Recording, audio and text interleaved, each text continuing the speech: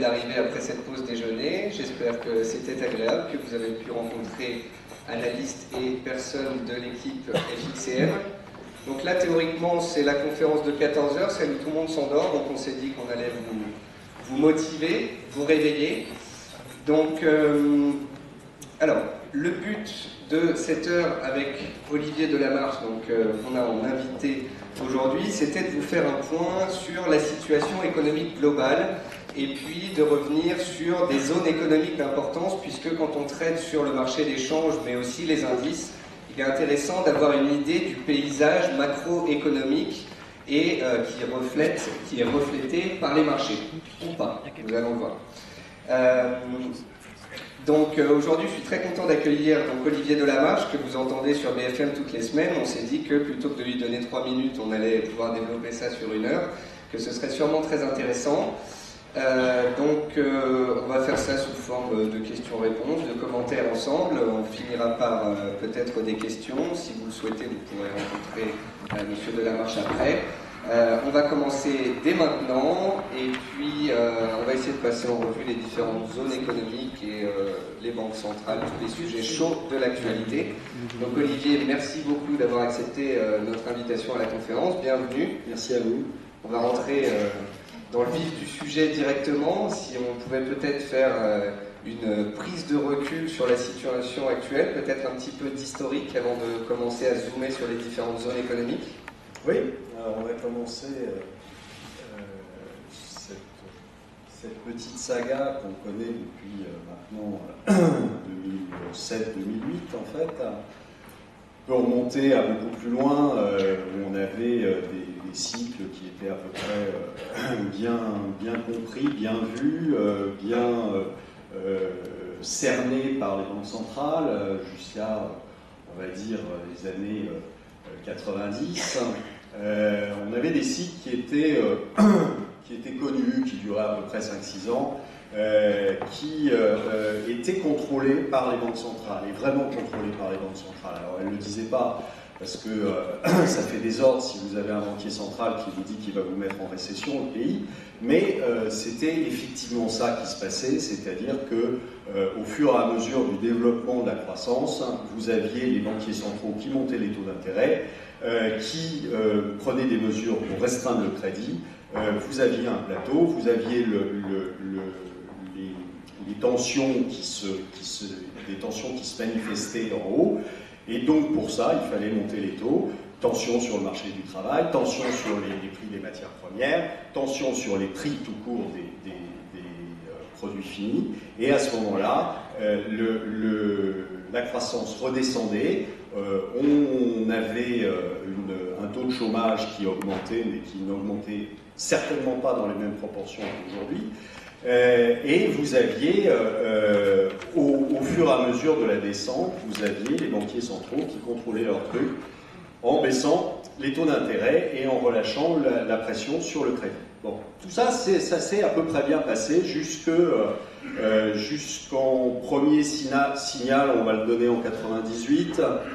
D'autres vous diront que c'était avant ou légèrement après, mais M. Greenspan fait une première bêtise en 98, au moment d'LTCM, le fameux hedge fund qui a sauté, et là, M. Greenspan se pose en assureur tout risque. C'est-à-dire qu'il dit, vous pouvez investir là où vous voulez, vous pouvez faire toutes les bêtises du monde, de toute façon, papa BCE est là pour payer, papa Fed, pardon, est là pour payer si jamais il y a un problème. Et ça, si vous donnez à un banquier un blanc-seing comme ça, avec une assurance tout risque, il ne faut pas vous étonner après d'avoir des problèmes. Donc on peut marquer ça en 98, où déjà il commence à émettre pas mal de monnaie pour régler le souci qu'il y aurait pu y avoir dans les banques à ce moment-là. Qui était un tout petit souci, je vous rappelle, en termes de montant par rapport à celui qu'on a maintenant.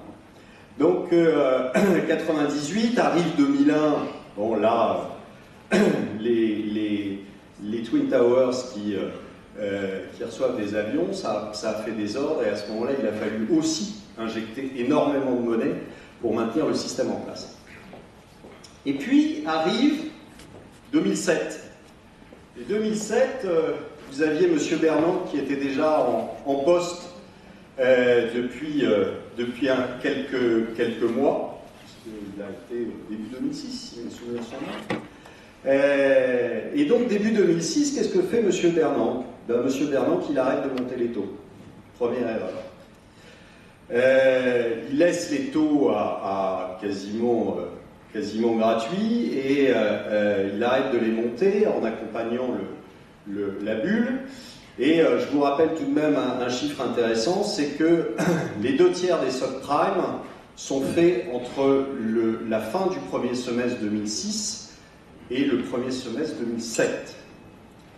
Donc, on peut se poser la question tout de même de savoir s'il avait continué à monter les taux d'intérêt, on aurait très probablement, je ne dis pas une subprime, mais on aurait en tout cas eu une crise bien moins que celle qu'on a eue, parce que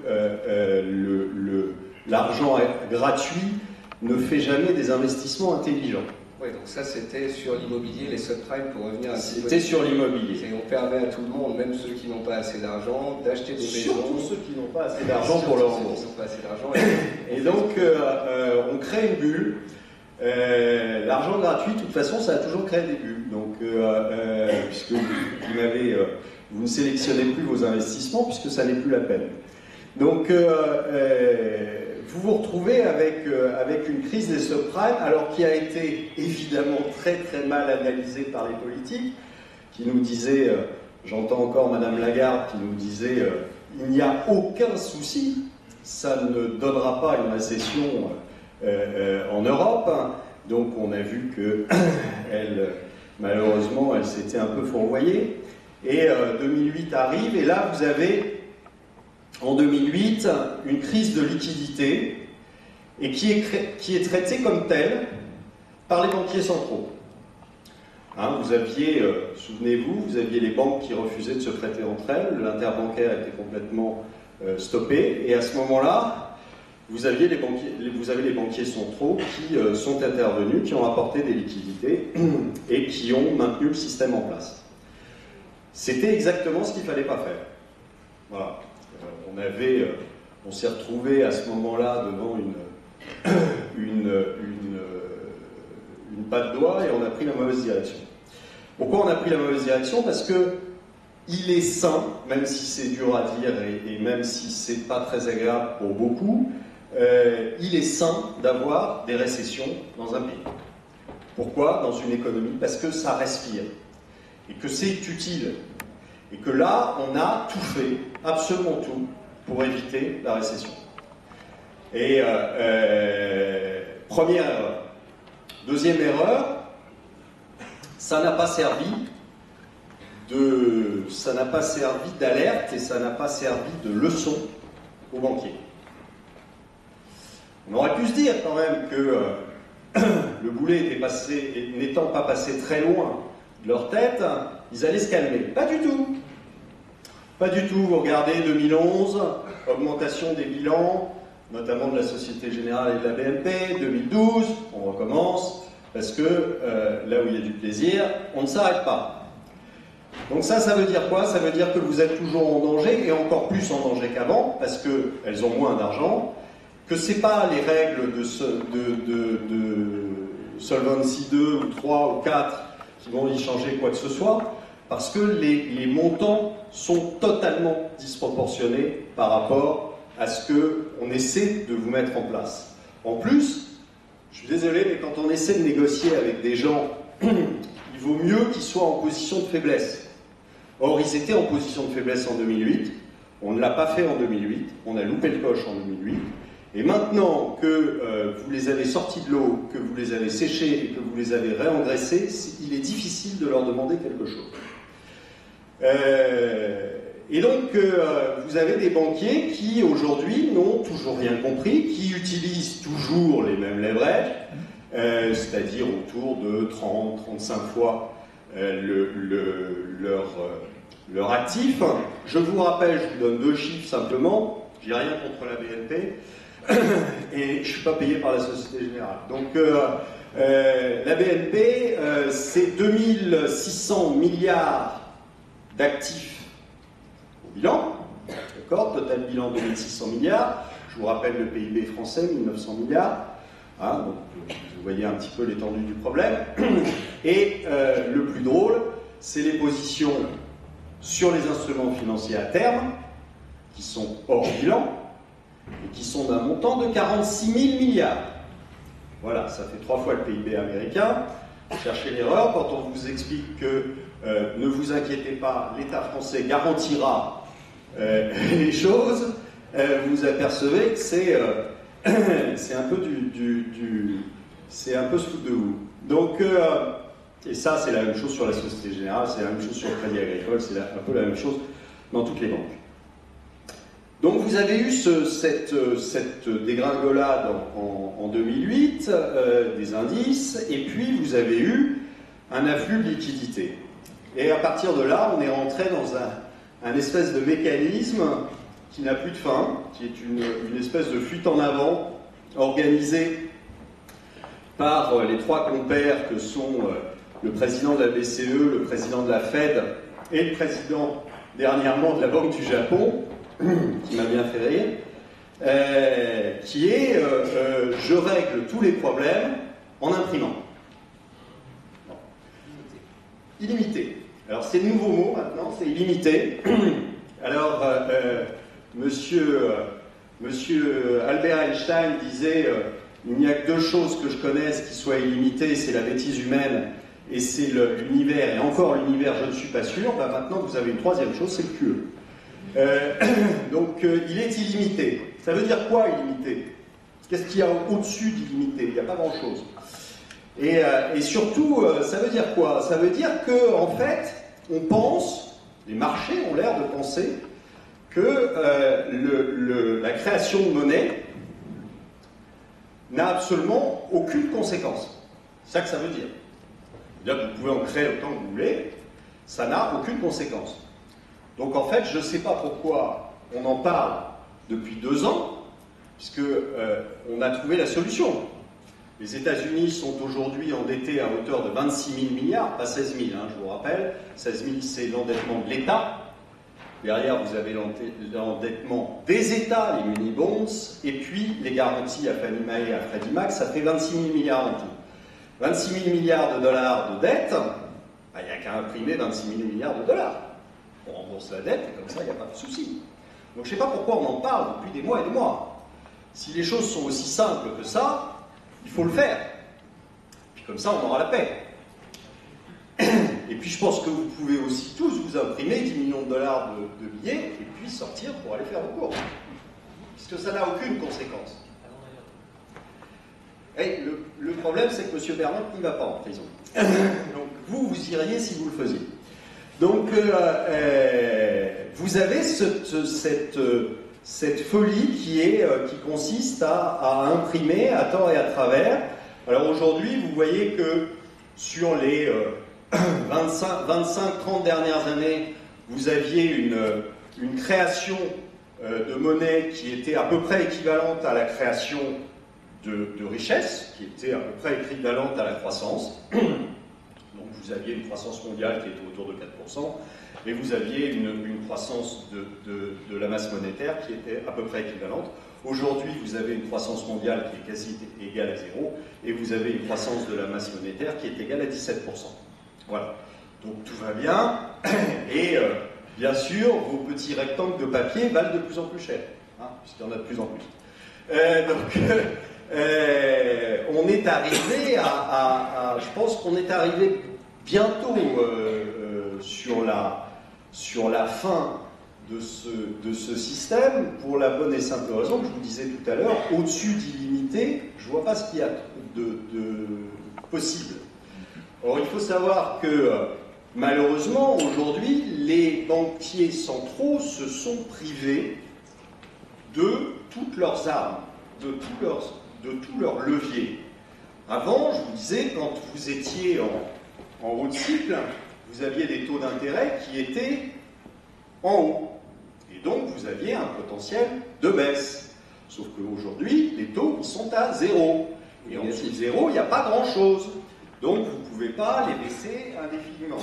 Donc, et puis... Négatif. on peut toujours, oui, on peut toujours imaginer qu'ils les mettent négatifs, ça ne changera pas grand-chose. C'est-à-dire que les taux d'intérêt, c'est intéressant quand vous les passez de 6 à 2. Là, vous avez un effet. Mais il faut aussi se dire que malheureusement, les politiques et les dirigeants économiques n'ont jamais compris ce phénomène. C'est-à-dire qu'aujourd'hui, ils pensent qu'en baissant les taux d'intérêt, ils vont faire repartir l'économie. Mais malheureusement, ces gens-là, visiblement, n'ont jamais eu d'entreprise, mais vous n'empruntez pas pour emprunter. Hein, vous empruntez si vous pouvez faire un investissement qui va vous rapporter de l'argent parce que vous allez pouvoir vendre ce que vous fabriquez. Or, aujourd'hui, le problème, c'est que vous êtes en récession partout dans le monde.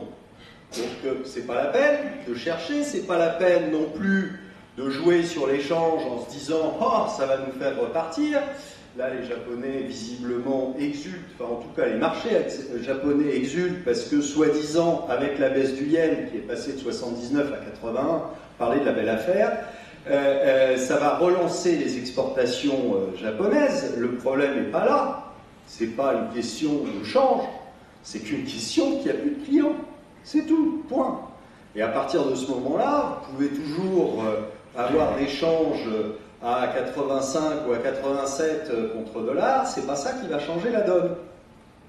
Aujourd'hui, vous êtes arrivé à un point tel qu'on a largement dépassé le point de non-retour. On a dépassé le point de non-retour sur l'endettement, qui est largement, pour tout le monde, au-dessus de 100%, même en France. Hein, je vous rappelle qu'on vous vend à 90% éclatant. En France, on est à 136%. C'est pareil que les États-Unis, si vous rajoutez les municipalités, les régions, tout ça c'est de la dette publique. J'ai mis le tableau. Si vous rajoutez les hôpitaux, si vous rajoutez tout ça c'est du public, vous êtes à 136%, ça n'a pas été calculé par moi, ça a été calculé par des gens qui ont des bureaux d'études gigantesques et qui font ça toute la journée. Donc, vous êtes largement, très largement, sans même compter l'endettement des ménages, hein. Je ne vous parle pas de ça, je vous parle simplement de l'endettement de l'État, vous êtes très largement au-dessus de 100%. Et on comprend bien que ça devient compliqué quand on est au-dessus de 100%. Pourquoi ça devient compliqué? Parce que, je vais vous donner un exemple qui était le cas grec, ce qui m'avait fait dire il y a 4 ans que les Grecs ne rembourseraient jamais.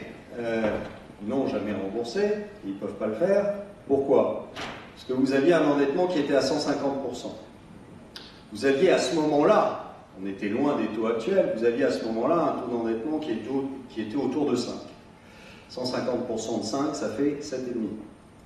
Donc ça veut dire quoi? Ça veut dire que si le PIB n'augmente pas de 7,5% par an, vous ne pouvez pas payer les intérêts. Donc si vous ne pouvez pas payer les intérêts, il faut que vous vous endettiez pour les payer. Avec un PIB à moins 6. Voilà, avec un PIB à moins 6, c'est encore plus compliqué. Mais là même, il était difficile d'imaginer que les Grecs, tout d'un coup, aient 7,5% de croissance du PIB en vendant de la feta et de l'huile d'olive. Pas facile. Bon. Donc, on est arrivé, on a dépassé le point de non-retour sur beaucoup de pays. Et on l'a dépassé non seulement financièrement, mais là aussi, vous avez beaucoup de stratégistes qui vous ont répété des dizaines de fois que tout ça, c'était un problème qui était financier, qui n'était pas tellement économique, que sur l'économie des entreprises, etc., ça n'allait pas faire grand-chose, que tout allait bien. Mais c'est faux. C'est-à-dire qu'aujourd'hui, vous avez une politique qui est très inflationniste en termes de montant de création de monnaie aux États-Unis, par exemple, mais vous avez la contrepartie qui est une politique qui est très déflationniste dans les entreprises. Pourquoi déflationniste dans les entreprises? Parce qu'elles règlent leurs problèmes de mévente environ du monde. Ils ont fait ça dans des proportions qu'on n'avait jamais vues. Et à un point et avec une rapidité qu'on n'avait jamais connue. dans le passé. Les entreprises américaines ont viré tellement de monde, aujourd'hui, quand vous prenez les vrais chiffres du chômage, j'insiste dessus parce que tout le monde essaie de nous faire gober qu'ils sont à 7,9%, mais ça, pour ça, il suffit d'apprendre à lire, et vous aurez des chiffres qui sont tout autres. Le vrai taux de chômage aux États-Unis, il est de 20%. Pourquoi? Tout simplement parce que aujourd'hui, on vous vend le 7,9.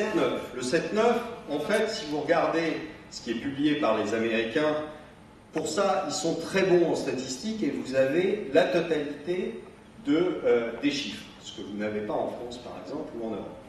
Quand vous rajoutez à ces 7,9 les gens qui sont découragés de chercher du boulot et les gens qui ne sont plus indemnisés, vous tombez sur un chiffre qui s'appelle U6 dans le BLS, qui est le chômage au sens large, et qui est à 15. D'accord? Et si vous rajoutez à ça une petite manip qu'a adoré M. Obama depuis 2008, qui nous a fait baisser le taux de population active, ce qui est assez amusant d'ailleurs, parce que la population totale aux États-Unis, elle augmente comme par le passé. Vous avez à peu près 1 million d'Américains de plus tous les 4 mois. Hein, c'est les statistiques qui vous donnent ça. Donc vous faites les calculs et vous arrivez à 12 millions d'Américains en plus. Ben, figurez-vous que ces 12 millions d'Américains, ils ont disparu. Ils ne sont plus là. C'est peut-être les effets de la stérilisation qu'a annoncé M. Bernanke sur autre chose, mais là, 12 millions d'Américains qui disparaissent complètement des scopes. C'est amusant. Ben, si vous les réintégrez, c'est plus amusant du tout, parce que là, vous êtes à plus de 20% de chômage. Voilà. Or, c'est une réalité. Sauf que, malheureusement, alors, on peut dire, on se fout du chiffre, hein, finalement, 20, 17, qu'est-ce que ça fait? Ben, qu'est-ce que ça fait? C'est que ces gens-là, ils ne consomment pas comme des fous. Hein. Ils n'ont plus d'argent. Forcément, ça finit par se sentir. Et ça s'est senti, ça a duré très longtemps, parce que l'administration a continué les aides Bush, qui consistaient à faire des chèques tous les trimestres aux Américains. Ils avaient de la chance, nous on fait les chèques dans le sens contraire, mais eux, ils les recevaient. Et ce qui a tenu pas mal la consommation, c'est sur les premiers mois. Et puis, derrière, vous avez eu les banques qui ont commencé à faire des subprimes, parce que c'est quand même assez amusant.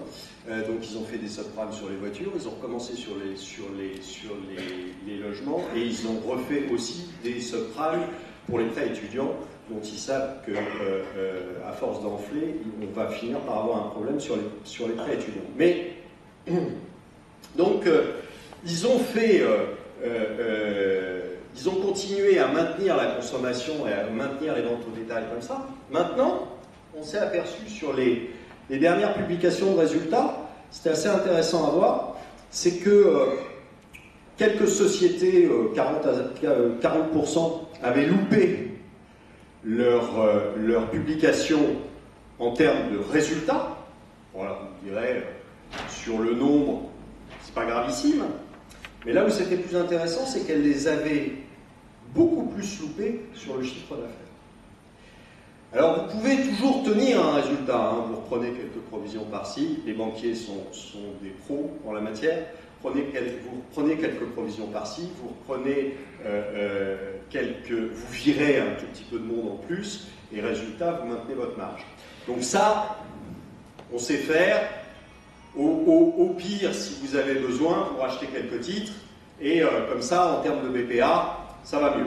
Mais, donc ça, vous pouvez le tenir. En revanche, le chiffre d'affaires, c'est pas de bol, il y a moins de trafic possible. Et surtout, au bout d'un moment, quand vous avez votre chiffre d'affaires qui plonge, vous avez un truc qui s'appelle l'effet ciseau, et là, vous vous retrouvez très vite avec un résultat négatif. Donc, ce qui prouve qu'une économie avec 20% de chômage, ça ne marche pas. Hein, les Espagnols peuvent vous en parler aussi, eux ils sont à 25, et ils se sont aperçus que ça ne marchait pas. Donc, on est en train de subir en plus de la crise financière, une crise économique qui va être difficile. Alors maintenant, qu'est-ce qu'on fait? Hein, qu'est-ce qu'on fait? On achète. Maintenant, qu'est-ce qu'on fait? La guerre. Ben, on a un souci, c'est-à-dire qu'aujourd'hui, quand vous avez initié ce mouvement de fuite en avant, il est difficile de vous arrêter, parce que si vous vous arrêtez, vous cassez la figure. J'avais, il y a quelques mois, comparé ce qui se passait sur les marchés financiers à un drogué aux drogues dures. C'est-à-dire que tous les jours, il lui en faut un peu plus. Tous les jours, il lui faut sa dose, et puis il en faut de plus en plus. Alors, soit vous le sevrez à un moment, ça va pas être facile, hein, vous risquez d'avoir des difficultés, et la descente risque d'être violente, soit vous continuez, puis vous croisez les doigts pour qu'il n'ait pas d'overdose tout de suite. Bon. Ben, c'est un peu ça qui se passe dans l'économie aujourd'hui, c'est-à-dire qu'aujourd'hui, on a fait franchement le choix d'inonder la terre entière de dollars, d'euros, de yens, jusqu'à plus soif, et puis en se disant, ben, tant pis pour les conséquences, on verra bien. Hein.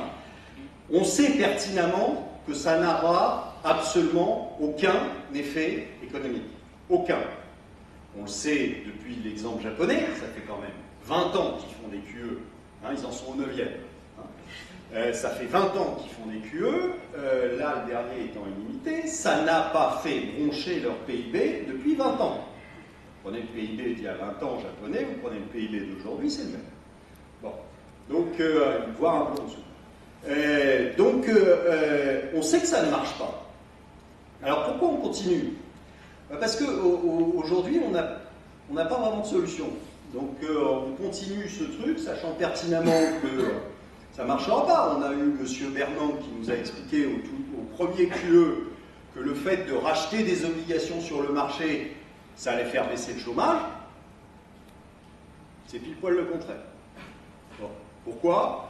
Parce que quand vous faites un QE, en grande partie vous augmentez les coûts, les inputs, d'accord? Puisque vous augmentez le coût des matières premières, en apportant du fuel à la hausse, vous augmentez le coût de pas mal d'inputs, et comme vous augmentez le coût de pas mal d'inputs, bah forcément les entreprises, elles réagissent comment? Elles viennent. Donc c'est exactement le contraire de les faire chercher. Donc M. Bernanke nous avait promis beaucoup moins de chômeurs avec ses QE, pas de bol, il en a eu beaucoup plus. Alors il recommence, il vous dit QE3, ben, ça va régler le problème du chômage. Ben non, ça ne le réglera pas plus. Au contraire, ça risque de l'augmenter. Donc, et pourquoi finalement ça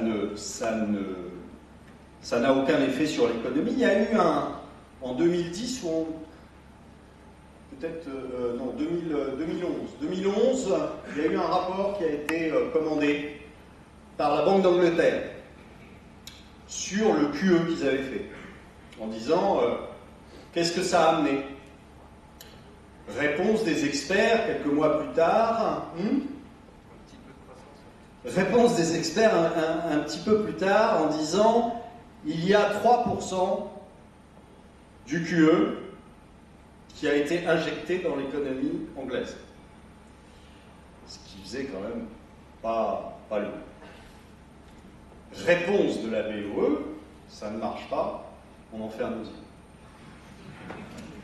Donc, et pourquoi ça ne peut pas marcher? Il y a un truc qui est assez facile à comprendre, c'est que l'argent ne circule pas. C'est-à-dire qu'aujourd'hui, il se passe quoi? Vous avez le Trésor américain qui émet des obligations. Le Trésor américain émet des obligations, c'est acheté notamment par les primary dealers, qui sont Goldman Sachs, JP Morgan, etc., qui achètent ces obligations et qui ont un petit papier signé M. Bernanke, je vous les rachète